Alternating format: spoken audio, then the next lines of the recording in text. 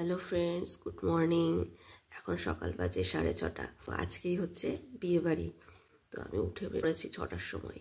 উঠে মুখ হাত পা ধুয়ে নিয়েছি। এবার একটু ব্যায়াম করে তারপরে চাটা বসাবো। সবাই তো ঘুমোচ্ছে, তো ওরা ওঠার আগে আমি আমার ঘরের কাজগুলো সেরে নেব। কারণ দূরে যেহেতু একটু সকাল সকালই বেরোতে হবে। একটু সেদ্ধ ভাত খেয়ে তারপরে আমরা সবাই বেরোবো। স্নান টান আছে, পুজো করবো, পুজো করে তারপরে বেরোবো। আর সকালবেলা উঠেছি তো ঠান্ডা ঠান্ডা লাগছে। আমি ওরা ওঠার আগে ঘরের কাজগুলো করে নেব। আগে এখন একটু ব্যায়াম করে নিই, করে তারপর চাটা বসাই, তারপরে সেদ্ধ ভাতটা বসিয়ে দিয়ে ঘর ঝাড় দিয়ে তারপরে ঠাকুরের বাসন দেবো। ঠিক আছে ফ্রেন্ডস, আমি ঘরের কাজগুলো করে নিই। দেখো ফ্রেন্ডস, আমার আর আমার হাজব্যান্ডের চাটা ছেঁকে নিয়েছি। আর আমার চায়ের মধ্যে এগুলো কি দেখতে পাচ্ছ বলো তো? এগুলো হচ্ছে দারচিনি গুঁড়ো। আর আমার হাজব্যান্ড আবার একটু ঠেকুয়া নিয়ে এসছে কিনে, আর এই যে এই বিস্কুটগুলো নিয়ে এসছে। তো এগুলো চা দিয়ে খেতে খুব ভালো লাগে, কিন্তু আমি খাবো না, আমি মেরি বিস্কুট দিয়েই খাবো। আর আজ দেখো বিয়ে বাড়ি যাবো বলে কাল কিন্তু আমি বসে বসে মেহেন্দি পড়েছি হাতে। চাটা খেয়ে নিয়ে আমি একেবারে ভাত আর আলু সিদ্ধ বসিয়ে দিয়েছি। জানলা ফালনা কিন্তু আজকাল খুলবো না। ভাতটা বসিয়ে দিয়ে এরপরে সবগুলো ঘর ঝাড় দিয়ে নিলাম। আজকে আর সব ঘর মোছা হবে না, কারণ এক জায়গায় বেরোতে হবে। আমি শুধু ঠাকুর ঘরটাই আজকে মুছে নেব। আর সব ঘরগুলি এমনি ভালো করে আমি ঝাড় দিয়ে নিয়েছি। সকালবেলা তো এমনি গেট খুলে দিয়েছি, পাম্পটা চালিয়েছিলাম ঘরটা ঝাড় দিয়ে, তো ওভারফ্লো হয়ে গেছে। আমি এখানে একটা বালতি বসিয়ে রাখি। বালতিটায় না পুরো জল ভর্তি হয়ে যায়, ফালতু ফালতু জলটা পড়ে যাবে ট্যাঙ্ক থেকে। তো এই জলটা দিয়েই কিন্তু আমি প্রতিদিন ধুইয়ে দিই সিঁড়িটা। সিঁড়ি টিড়ি ধুয়ে দিয়ে যদি জল বেশি থাকে আবার কোনোদিন ঘরও মুছে নিই। যাই হোক, ভাত আমার হয়ে গেছে। আমার হাজবেন্ড উঠে এই যে দেখো ফোন দেখছে, আর এদিকে সোনু শান এখনো ঘুমাচ্ছে। এই দেখো একদম দু ভাই গদাই বাঁধাই ঘুমাচ্ছে, আর শাশুড়ি মাও ওদিকে ঘুমাচ্ছেন এখনো। আর আমার ঠাকুরের বাসনটাও কিন্তু মাজা হয়ে গেছে। এই দেখো দেখো ফ্রেন্ডস, এখন 8টা বাজে। আমার কিন্তু মোটামুটি সব কাজ করা হয়ে গেছে। এখন স্নান করব, এসে পুজো করব। এখনও সবাই ঘুমাচ্ছে, শুধু আমার হাজব্যান্ড ডেকেছিলাম চা খাওয়ার জন্য। তো চাটা খেয়ে একটু ব্যায়াম করলো, তারপরে শুয়ে পড়েছিল, আবার উঠে এখন ফোন দেখছে। তো আমার মোটামুটি কাজ সব কমপ্লিট হয়ে গেছে। পুজোটা করলেই হয়ে যাবে। আর আমার বড় ননদ আমাদের সঙ্গে যাবে, তা ও হয়তো আসবে এখানে, তারপর আমরা একসঙ্গে যাব। তো এই হচ্ছে ব্যাপার। যাই স্নানটা করে পুজো করে নিই। দেখো স্নান করে কিন্তু আমার পুজো করাও হয়ে গেছে। দেখো ফ্রেন্ডস, রেডি হয়ে গেছি।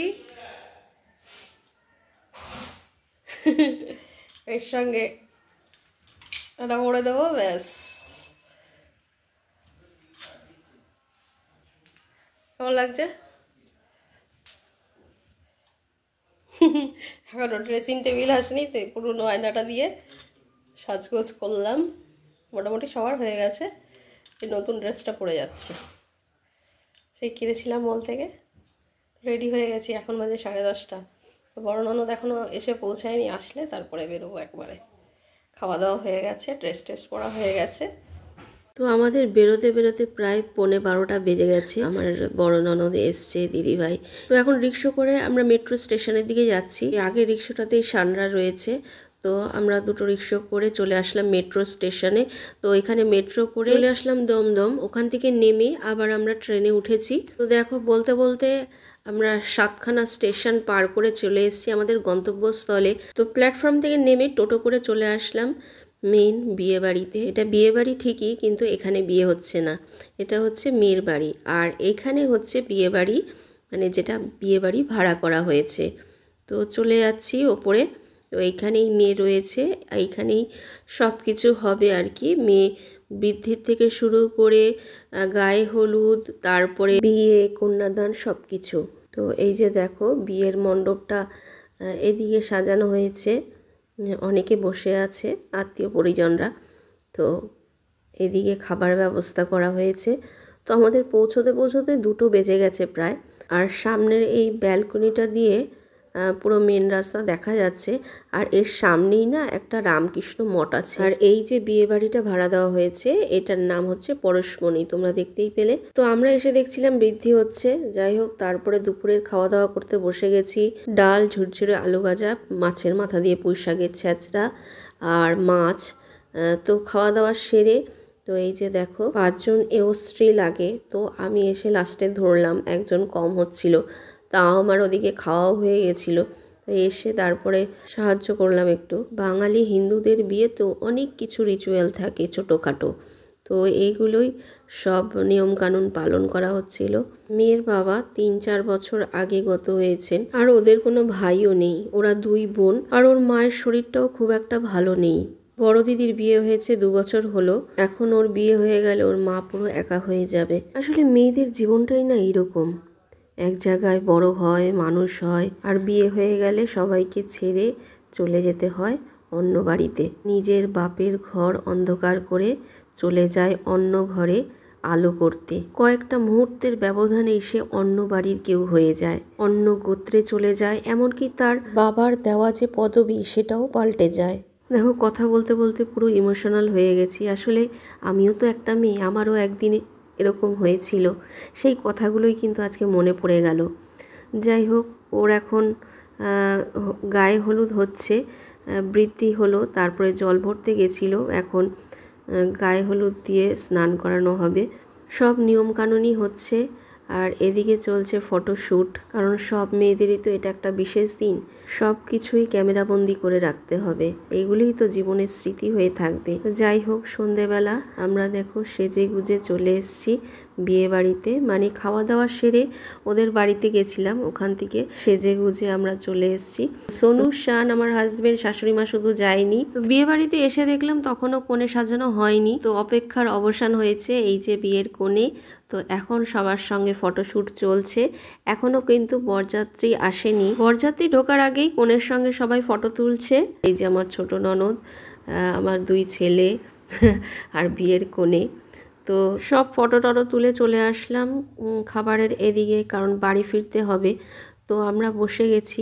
সন্ধেবেলা তো কফির সঙ্গে চিকেন পকোড়া ছিলই। তো আমরা খাওয়া দাওয়া সেরে উঠেছি, তারপরেই বরযাত্রী ঢুকেছে। আর এখন প্রচুর ভিড় হয়ে গেছে, তো তোমাদের বর দেখাচ্ছি। দেখো কত ভিড় হয়ে গেছে। এখন প্রায় 9:30 বাজে।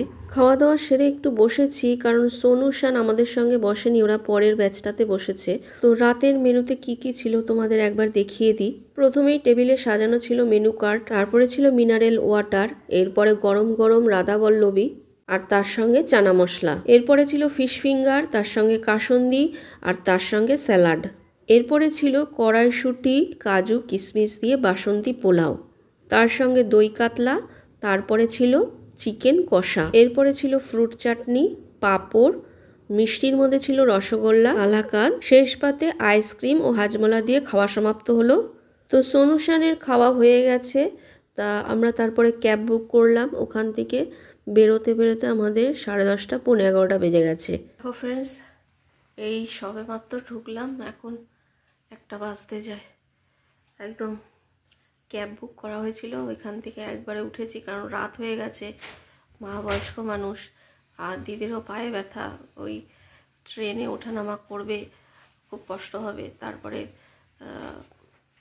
দুটো ট্রেন পাল্টানো, বাস, এইসব, আর মা বিশেষ করে বাসে বমি করে, ওই জন্য একেবারে ওইখান থেকে ক্যাব বুক করে এইমাত্র ঢুকলাম। এসব খুলে মুখ হাত পা ধুয়েছি। আবার বাড়ির মতো শান্তি কিছু নেই, যতই ঘুরতে যাই, বিয়ে বাড়ি যাই, অনুষ্ঠান বাড়ি যাই। ঠিক আছে ফ্রেন্ডস, আজকের মতো এই পর্যন্তই। Good night, tata.